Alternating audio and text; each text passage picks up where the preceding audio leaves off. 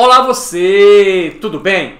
Você sabia que os hormônios só foram descobertos no século XX e que os médicos provavam a urina do paciente para identificação da diabetes mellitus? Você também sabia que o sistema endócrino responde ao estresse e que um cientista testou uma terapia hormonal em si mesmo? Eu sou o professor Billy Paul, do canal de Ciências Biológicas e Autodesenvolvimento, e este é o assunto da nossa biorevisão Conceitos Básicos de hoje. Após a vinheta, Fisiologia Humana, Sistema Endócrino, biorevisão especial para você. Vamos lá?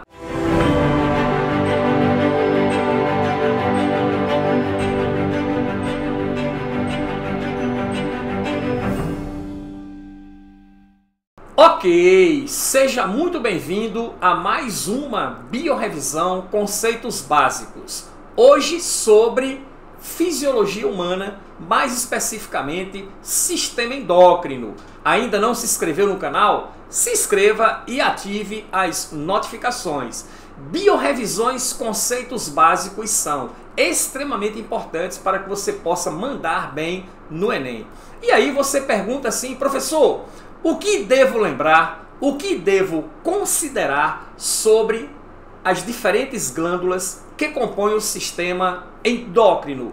Vamos para o primeiro item? O primeiro item, ele diz assim: os hormônios são mediadores químicos que são lançados no sangue e percorrem o corpo até chegarem aos órgãos-alvo sobre os quais atuam. Afirmativa, absolutamente correto. Você tem aí um sistema endócrino extremamente completo e complexo, com hipófise, com tireoide, com paratireoide, com glândulas adrenais, pâncreas, entre outras glândulas, que secretam substâncias químicas que sinalizam para tecidos e órgãos como eles devem executar as suas funções. Essa é a atividade fundamental desse sistema endócrino, item absolutamente correto.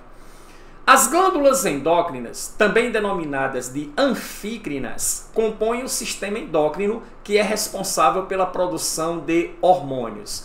Está tudo absolutamente correto, menos uma coisa. Glândulas endócrinas são glândulas de secreção interna que produzem substâncias químicas denominadas de hormônios e que são lançados no sangue. Não é isso mesmo?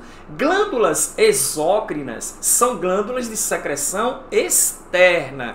O produto da secreção é lançado na superfície de um epitélio, como por exemplo as glândulas sudoríparas, como por exemplo as glândulas lacrimais. Estas glândulas são de secreção externa, tá certo? Outra coisa, as glândulas endócrinas também são denominadas de anfícrinas? Não.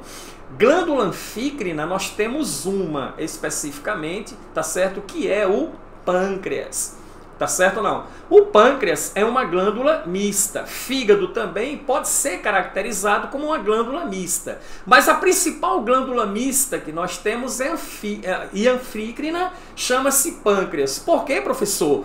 Porque o pâncreas tem um grupamento exócrino de secreção externa, formada pelas células denominadas de ácidos pancreáticos, que produzem o suco pancreático que é lançado a nível duodenal. Mas essa glândula, na sua região mediana, apresenta grupamentos endócrinos, constituído pelas células alfa e pelas células beta. Tá? Essas células são denominadas de ilhotas de Langerhans. As células alfa produzem o glucagon, que é um hormônio que participa da regulação da glicemia sanguínea, e a insulina, produzido pelas células beta, que também participa da regulação da glicemia sanguínea. Ok? Então, pelo fato do pâncreas apresentar esses grupamentos de secreção externa ou exócrina e esses grupamentos de secreção interna ou endócrina, ela é considerada então uma glândula chamada de anfícrina. Beleza? Próximo item, o duodeno é a parte inicial do intestino delgado, responsável pela produção dos hormônios secretina, colecistocinina e enterogastrona. Absolutamente correto. O duodeno tem função hormonal, professor? Tem. O duodeno ele tem função hormonal, fazendo a secreção desses 3 hormônios. Esses 3 hormônios estão relacionados à regulação hormonal do sistema digestório. A secretina é o hormônio que estimula o pâncreas a produzir o suco pancreático nos seus grupamentos exócrinos. A colecistocinina é o hormônio que estimula a contração da vesícula biliar para a liberação da bile e a contração da própria estrutura pancreática para secretar o suco pancreático. E a enterogastrona inibe um hormônio que é produzido pelo estômago, pela mucosa estomacal, por células específicas chamadas de célula G. Esse hormônio chama-se gastrina. É o hormônio que vai estimular a mucosa gástrica como um todo a produzir o suco gástrico, ok? Quando você se alimenta, vai se alimentando, libera-se a enterogastrona, ok? Para que iniba a secreção de gastrina pela mucosa do estômago, tá certo? A enterogastrona inibe a gastrina, tá? Faz feedback negativo e também estimula a mobilidade das paredes estomacais, movimentos peristálticos, para impulsionar o quimo para o duodeno, onde irá prosseguir o processo de digestão, beleza? Então são hormônios relacionados à regulação da digestão.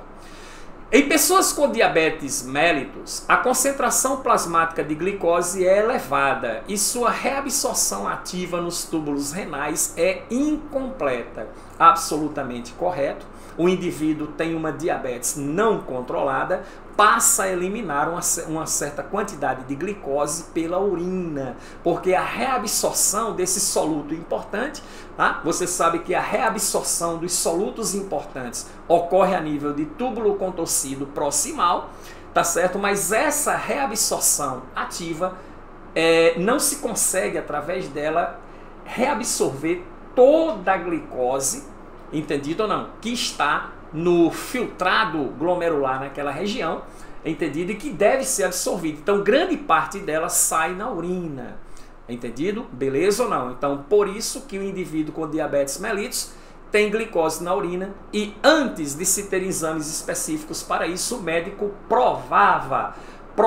colocava a urina do paciente na boca para ver se ela estava doce. Daí o termo mellitus. Mellitus lembra mel. Mel é doce. Diabetes mellitus. Beleza?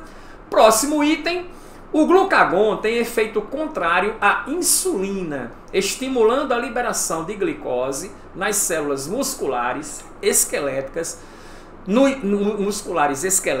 nos hepatócitos e nas células do tecido adiposo. Absolutamente correto. Nos hepatócitos do fígado existe glicogênio, nas células musculares existem glicogênio e o glucagon, tá, é responsável pela glicogenólise.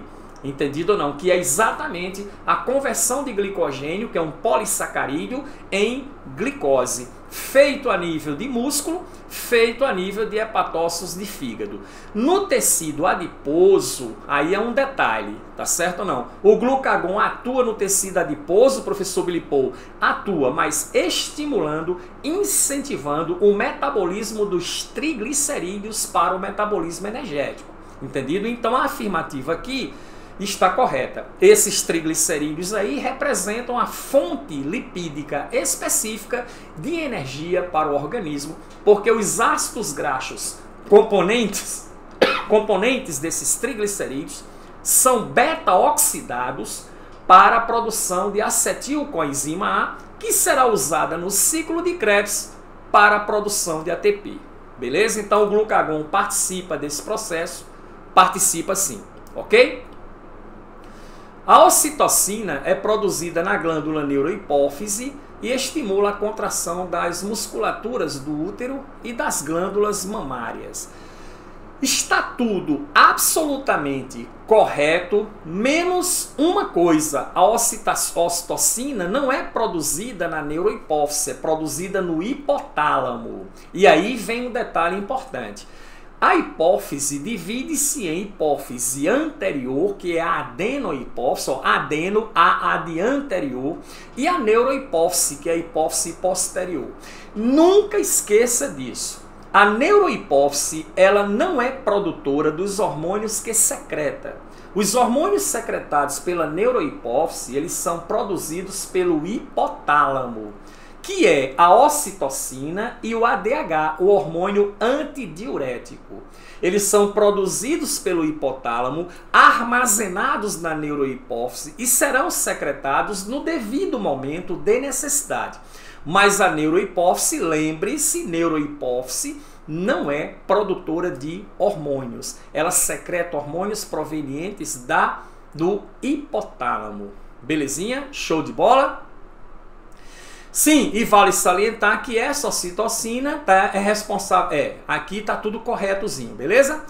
A adrenalina causa a aceleração dos batimentos cardíacos e a diminuição da concentração de glicose no sangue, não. É aumento da concentração de glicose no sangue, porque a adrenalina, juntamente com hormônios glicocorticoides, tá certo? Vai incentivar um processo que é chamado de gliconeogênese. Professor, o que é gliconeogênese? É metabolizar ácidos graxos, metabolizar aminoácidos para a produção de glicose. A adrenalina, de certa forma, estimula esse processo aí. Então, na verdade, não há diminuição da concentração de glicose, e sim aumento da concentração de glicose. Tá certo? Existem 3 mecanismos bem interessantes quando se trata de metabolismo energético. Tá certo? Um deles é a glicogênese, que é a conversão de glicose em glicogênio no fígado por estímulo de insulina. A glicogenólise, que é a quebra de glicogênio em glicose por estímulo de glucagon, tá certo? E a gliconeogênese, que é exatamente a conversão de lipídios e aminoácidos em glicose, feito pelos glicocorticoides das adrenais. Belezinha? Show de bola? Vamos para frente. Próximo item, o glucagon é produzido no pâncreas e aumenta a concentração de glicogênio no fígado. Falso. O glucagon, ele faz exatamente o contrário. Ele não aumenta a concentração de glicogênio no fígado, ele diminui. Tá certo ou não? Porque ele quebra glicogênio, glicogenólise, para liberar glicose para a corrente sanguínea. A insulina é quem aumenta a concentração de glicogênio no fígado, porque a insulina responde pela glicogênese, que é polimerizar moléculas de glicose no polissacarídeo glicogênio, que tem 30.000 moléculas de glicose, cada molécula de glicogênio. Certinho? Próximo item. A calcitonina é um hormônio produzido pela tireoide que eleva a concentração de cálcio no sangue. A calcitonina não faz isso. A calcitonina é hipocalcemiante, reduz os níveis de cálcio no sangue, aumenta os níveis de cálcio nos ossos. Entendido? Essa é a função da calcitonina. Então, quando você ouvir falar em calcitonina, hormônio da tireoide, ele é hipocalcemiante, ele reduz os níveis de glicemia sanguínea. Ok? Muito bem. A tireoide é uma glândula exócrina responsável pela liberação de 2 hormônios, T3 e o T4. É controlada principalmente pelo TSH secretado pela hipófise, absolutamente correto, menos uma coisa, não é uma glândula exócrina, é uma glândula endócrina.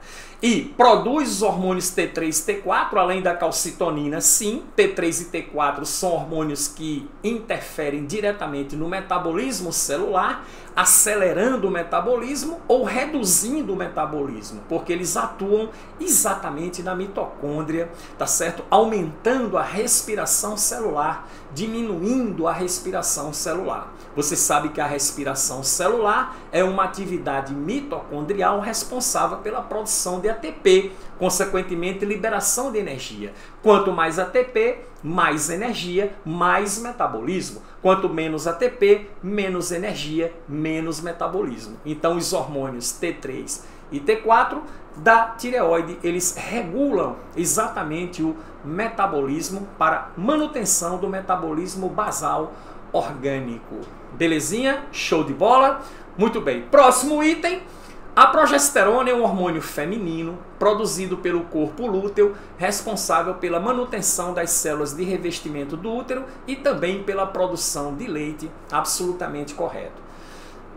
Professor, produção de leite, não é prolactina que faz isso? É sim. Progesterona pode ser relacionada à produção de leite, professor? Pode sim. Por quê? O amadurecimento das glândulas mamárias é feito por progesterona. Quando uma mulher engravida, os níveis de progesterona sobem muito e, consequentemente, provoca o amadurecimento das glândulas mamárias. E aí a prolactina induz essas glândulas à produção do leite. É assim que vai funcionar a relação progesterona-prolactina. Beleza? Então, por isso que ele colocou aqui também produção de leite. Professor, o que é corpo lúteo? Corpo lúteo é o seguinte: uma mulher, ela tem dentro dos seus ovários o folículo ovariano, que é a estrutura que contém no seu interior um ovócito secundário, um ovócito 2, que ela libera na ovulação. Tá certo ou não? Ela menstrua hoje. Lá pelo 14º dia, ela vai ovular, libera consequentemente esse ovócito para a fecundação de dentro do folículo. O folículo rompido, né, que ele rompe para liberar o ovócito, ele transforma-se numa glândula chamada de corpo lúteo, produtora de progesterona. E o progesterona sobe a níveis bem elevados. Entendido? Tá certo? Daí ele ter referido-se aqui à produção de progesterona com esse tal de corpo lúteo, também chamado de corpo amarelo. Próximo item, a glândula tireoide e paratireoides contribuem com a regulação da calcemia. Olha lá, a glândula tireoide e as paratireoides. Está absolutamente correto. A glândula tireoide, tá, libera o hormônio calcitonina, que é hipocalcemiante, e a paratireoide, o paratormônio, que é hipercalcemiante. Tá certo? Então, se aumenta os níveis de cálcio na corrente sanguínea, libera-se calcitonina para fazer com que esses níveis caiam aos níveis basais. E se diminui muito o nível de cálcio na corrente sanguínea, libera-se o paratormônio para elevar os níveis de cálcio aos níveis basais, que são os níveis normais. Então, a atividade antagônica da calcitonina e paratormônio mantém as taxas de cálcio normais na corrente sanguínea. Cálcio que é importante para a calcificação óssea, é importante na coagulação sanguínea, é importante na contração muscular, impulso nervoso. Existem várias funções orgânicas que dependem de cálcio, então ele é muito bem regulado no organismo. Pelo hormônio da tireoide, calcitonina, e pelo paratormônio das glândulas paratireoides, que são 4 glândulazinhas que ficam na parte posterior da tireoide. Elas são conectadas à glândula tireoide. Beleza? Show de bola! Próximo item, a calcitonina estimula a atividade dos osteoclastos, enquanto que o paratormônio inibe. Tá falso. A calcitonina é quem inibe a atividade dos osteoclastos, enquanto o paratormônio, tá certo, estimula a atividade dos osteoclastos. É o contrário. Vamos entender? Vamos lá. Existem 2 células no tecido ósseo que têm a ver com a calcificação óssea.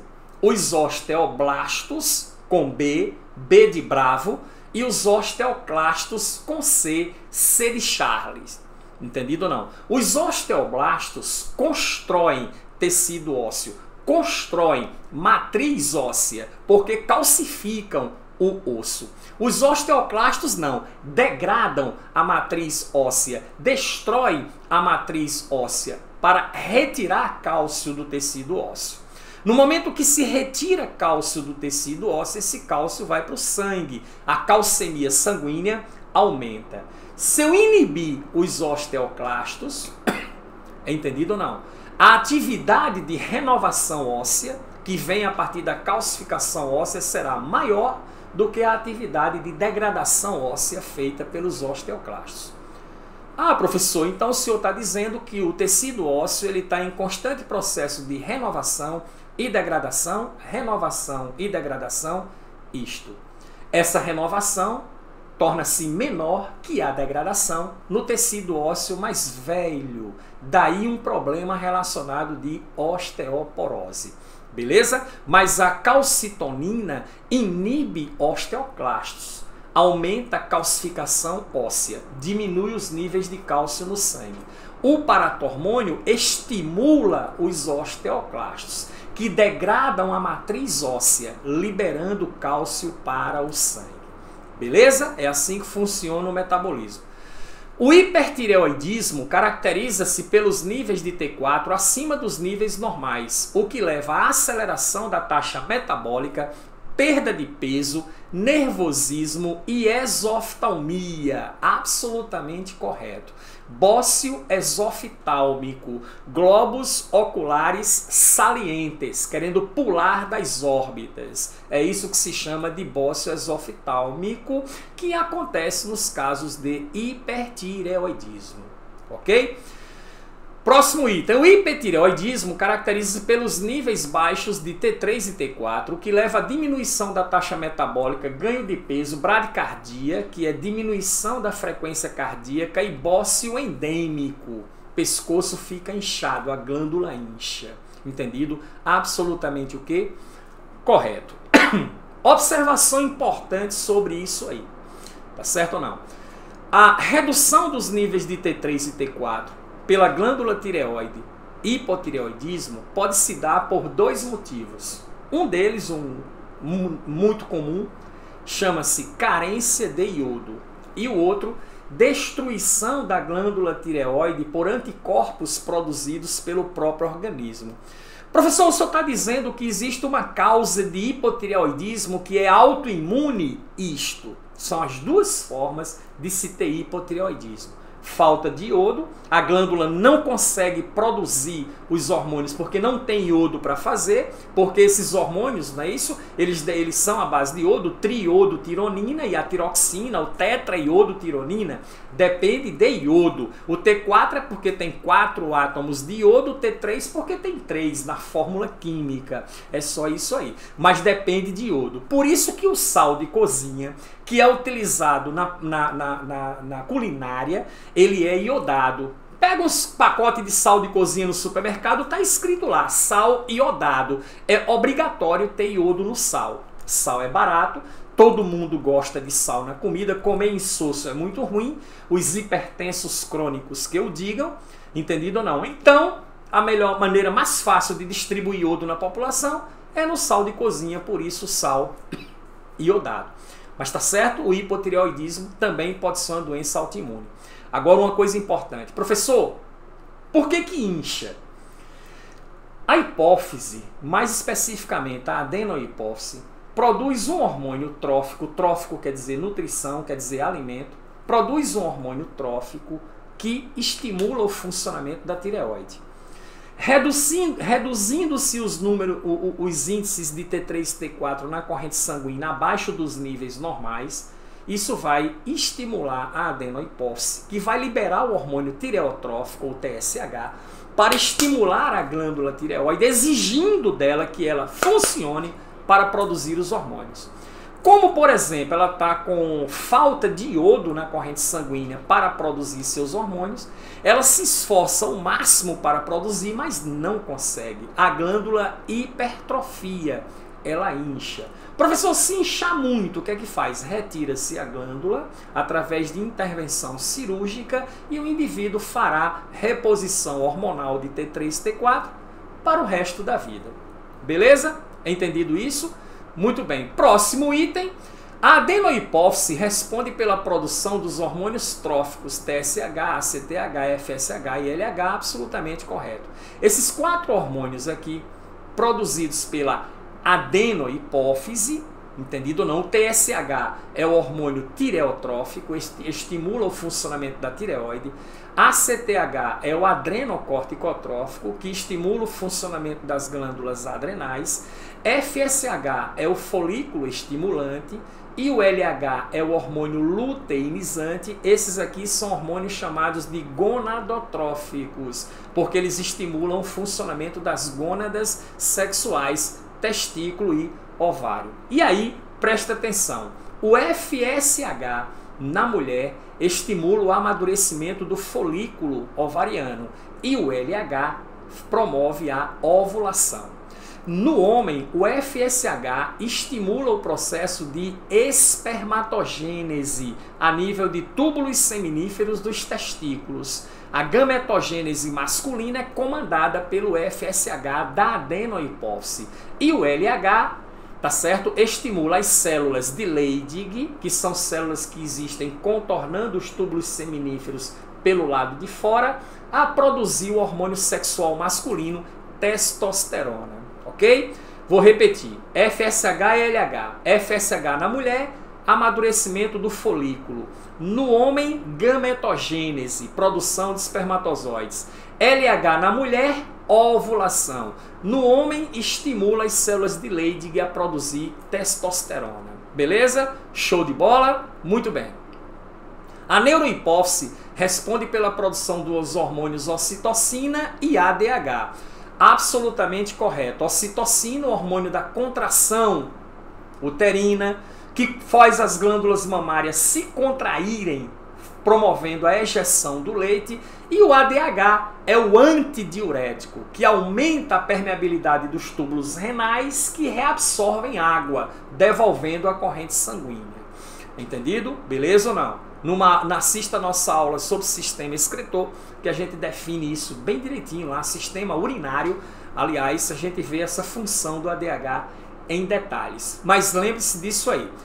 E ocitocina e ADH, tá certo? Não são hormônios produzidos pela neurohipófise, são produzidos pelo hipotálamo, secretados pela neurohipófise. Aí o menino perguntou: professor, qual a função da ocitocina no homem? Aí, ocitocina no homem, entendido ou não? Ele estimula a contração dos túbulos seminíferos, do epidídimo, ducto ejaculador, próstata.